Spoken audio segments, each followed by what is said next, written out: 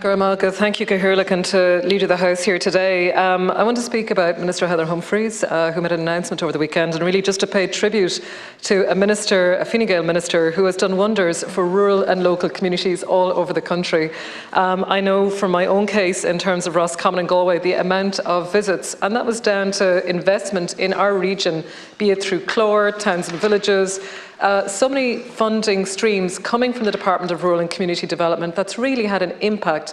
And when I say impact, it's about showing that we are the place, you know, that rural areas are great places to bring up a family, great places to start a family, that this is the place to live and to work, and that we have everything to offer young people in our local rural areas. And Minister Humphreys has done so much to do that. She is passionate about rural life. She's passionate about what towns and villages have to offer all across Ireland.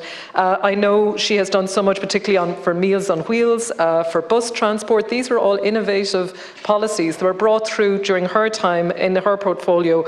And I know that she'll be here speaking with us later in the Shannon as well, under the Department of Social Protection, and that one of her pride and joys from listening to her on Radio 1 there over the weekend and on RT1 was that she, you know, the school meals is one of her top achievements that she sees as one of her key achievements, and that this government has been able to do that, has been able to ensure that that has been rolled out to more schools, from 30 schools only 5 years ago to nearly 2,000 schools now, and with an intent that this government will deliver school meals to all schools, you know, by the end of 2025. So these are great achievements that we see, and I suppose just to acknowledge and pay tribute to Minister Humphreys in terms of that. And I believe that there is no stopping her energy and enthusiasm, no matter what she may say. So I just really want to pay tribute to that.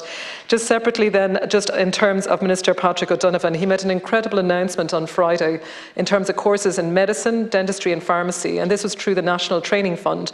This unlocked over 130 million that's going to be dedicated to those courses and places. One of the programmes that were brought forward was a University of Galway programme, and again, very innovative.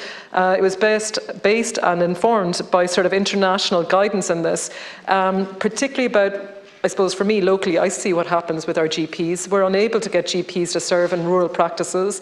And what we've seen here is a course, innovative, first time in Ireland, been run out of the University of Galway. It's going to look at graduate medical entry for rural and remote areas. And that will mean that we're going to take on students, graduate students, with an interest in rural and remote areas. And that when they're doing their training, it won't solely be in the university. They'll be doing it in medical academies in Castlebar, in Letterkenny, in the likes of Portiuncula University Hospital in Ballinasloe, and they'll also be embedded in GP practices.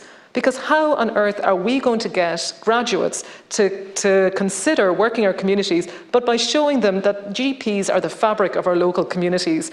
To me, this is an absolutely crucial course. I've been calling for it for over 2 years, and I'm delighted to see that Minister O'Donovan has made this announcement that's going to have a huge impact for us in the west of Ireland. Gar míle mágat.